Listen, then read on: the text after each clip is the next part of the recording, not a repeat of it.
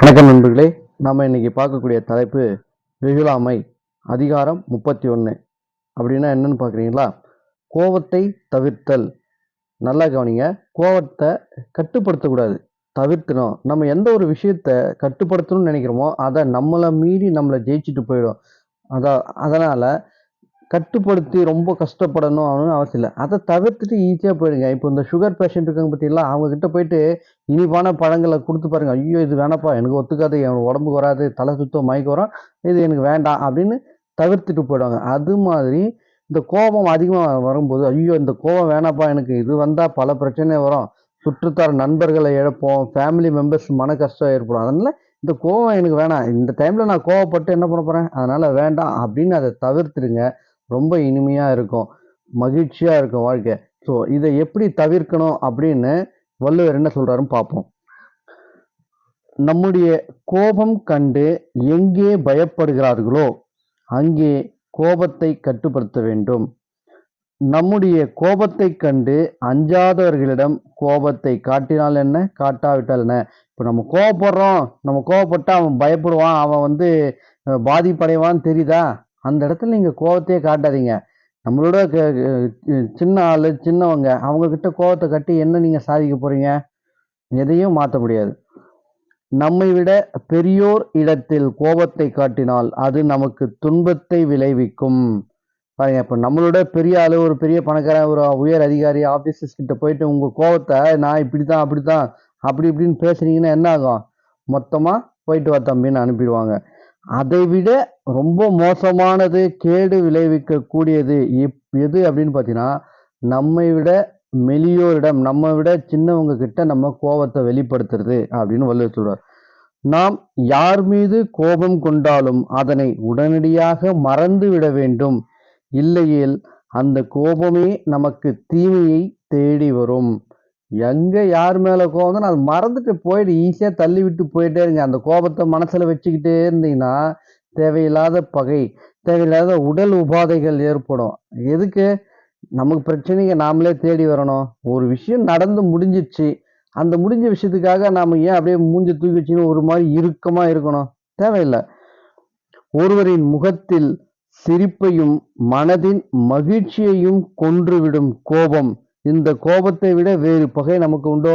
நம்ம வாழறது எதுக்காக?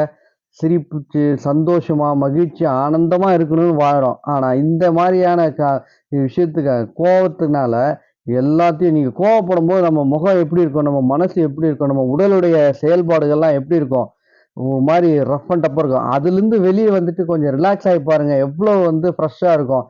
அப்ப அந்த டைம்ல எவ்வளவு டயர்ட் ஆகும், எவ்வளவு எனர்ஜி வேஸ்ட் ஆகுது, எவ்வளவு ஆற்றல் வேஸ்ட் ஆகுது, யோசிச்சு பார்க்கணும். ஒருவன் தனக்கு துன்பம் வரக்கூடாது என எண்ணினான் எனில் முதலில் கோபத்தை கொள்வதை தவிர்க்க வேண்டும். அதாவது அதை தவிர்க்க முடியவில்லை எனில் கோபமே அழித்துவிடும். நமக்கு வாழ்க்கையில எந்த பிரச்சனையும் வரக்கூடாது, துன்பமே இருக்கக்கூடாது, எப்பவும் மகிழ்ச்சியா இருக்கணும், சந்தோஷமா இருக்கணும் அப்படின்னா அவன் கோபம் கொள்வதை கோபப்படுறதை தவிர்த்துடணும். கோபமே படாத அப்படின்னு சொல்றாரு சுருக்கமா. அப்படி அதையும் மீறி நீ நான் கோபம் தான் படுவேன் அப்படின்னா அந்த கோபமே, அந்த வேகமே உன்னை அழிச்சிடும். கோபம் உள்ளவரை தன்னைத்தானே அழிக்கும், அதோடு நம்முடன் உள்ளவர்களையும் சேர்த்து அழிக்கும். எப்படி? நெருப்பு தன்னை யாரிடத்தில் சேர்த்தாலும் பொசுக்கிவிடும். கோபம் எங்கெல்லாம் இருக்குதோ அவங்களையும் சேர்த்து அழிச்சுக்கோ, உடல் நலத்தையும் சேரும், அந்த கோபத்தினால தன்னை சுத்தி இருக்கிறவங்களையும் அழிச்சுக்கோ, நெருப்பு மாதிரி. கோபத்தை குணமாக கொண்டவனுக்கு நிலத்தை கையால் அரைந்தவனுக்கு அவன் கைதான் வலிக்கும், அதுபோலத்தான் கோபத்தை குணமாக கொண்டவனுக்கும். சில பேர் பாருங்க, ஐயோ அவன் பிறவிலிருந்தே கோபக்காரங்க, அவன் அப்படிதானே ஒரு முத்திரை குத்திடுவாங்க. இவனும் அதுக்கேற்ற, ஆமாங்க எனக்கு ஷார்ட் டெம்பர், நான் ரொம்ப கோபக்காரன், எனக்கு இது சரியில்லை அது சரியில்லை, மனைவி இதை செஞ்சா திட்டினா, பையன் அவங்க போனா திட்டுவேன், எப்ப பார்த்தாலும் அப்படியே சடுவாங்க. இதனால என்ன பிரயோஜனம்? யாருக்கு என்ன லாபம்? யார் மகிழ்ச்சியா இருக்கிறாங்க உங்க கூட? எதுவுமே கிடையாது. பி ஹாப்பி, ரொம்ப என்ஜாயா. இப்ப இருக்கிற காலகட்டத்தில் எல்லாரும் அப்பா மனைவி எல்லாருமே ஒரு நட்பு வட்டாரத்தோட இருக்கும் பொழுது நம்ம இந்த கோபத்தை தூக்கி சுமந்துக்கிட்டு எதுக்கு அப்படியே முகம்லாம் இறுக்கமா இருக்கணும்? விட்டு தள்ளுங்க.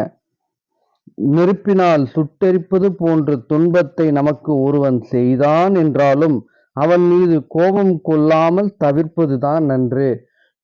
எனக்கு ஒரு சின்ன விஷயம், அவன் ஏதோ பேசிட்டு இருப்பான், அவன் ஏதோ பண்ணிட்டு இருப்பான், இல்ல வீட்டுக்கு முன்னாடி பைக் பார்க் பண்ணிட்டு இருப்பான், கார் பார்க் பண்ணிட்டு இருப்பான், இல்ல வண்டியை உரசிச்சு போயிட்டு இருப்பான், இல்ல இப்பெல்லாம் வண்டி ரோட்ல போகும்போது ஓவர்டேக் பண்ணிட்டு போயிட்டான், இல்ல பெட்ரோல் பங்க்ல பெட்ரோல் பிடிக்கிறாங்க, அவன் ஏதோ அவசரத்தை நமக்கு முன்னாடி முந்தி போயிட்டான். உடனே என்ன பண்ணும், அவனை பார்த்து அப்படியே மனத்துக்குள்ளே திட்டிக்கிட்டு, என்ன ரூல்ஸ் இது, என்ன இந்தியா இது, என்ன எப்படி கிராஸ் பண்ணுவான், என்ன போங்க.